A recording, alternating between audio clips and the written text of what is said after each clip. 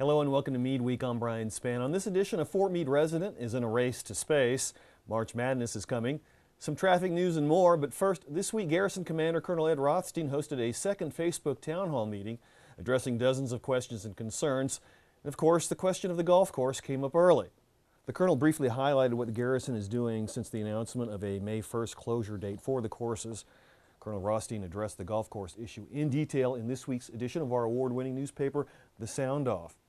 Other issues included lots of concerns about speeding. Residents, particularly those in post-housing, should see more road barriers installed.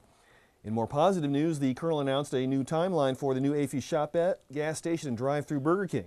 We're still busy digesting all the information from yesterday's Facebook town hall. We'll have more on next week's edition. Meanwhile, one of the most iconic American symbols and the greatest symbol of the city of Seattle is, of course, the Space Needle. The Space Needle is celebrating its 50th anniversary this year by sending one lucky would-be astronaut on a suborbital spaceflight. Space Race 2012 started weeks ago. Thousands entered, and out of that number there are currently 20 semifinalists. The top 5 semifinalists will go to Seattle to compete for the one golden ticket. One of those 5 may be your next-door neighbor.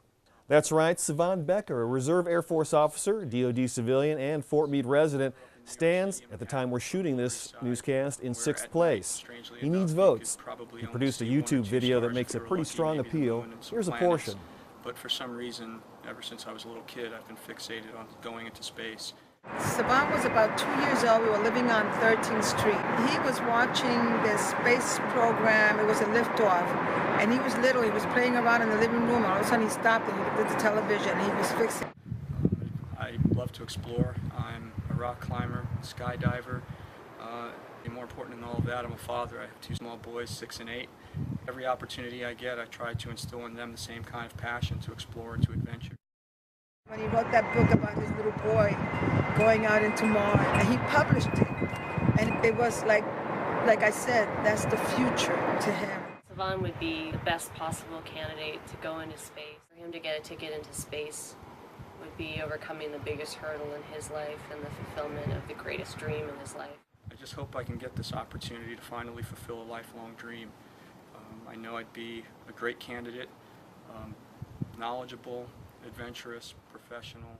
To see the video in its entirety and to vote for Captain Becker, go to spacerace.herokauapp.com/entries/103.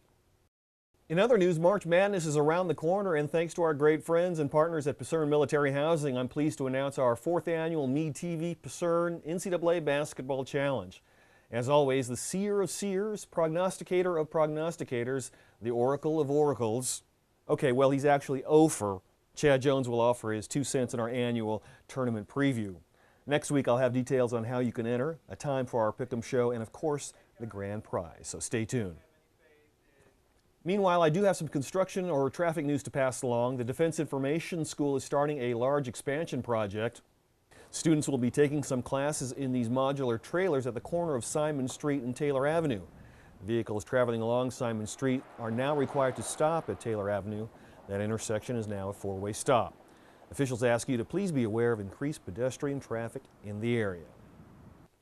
Finally, this week, the Arts and Crafts Center is accepting orders for commemorative bricks to be placed in the Constitution Park walkway.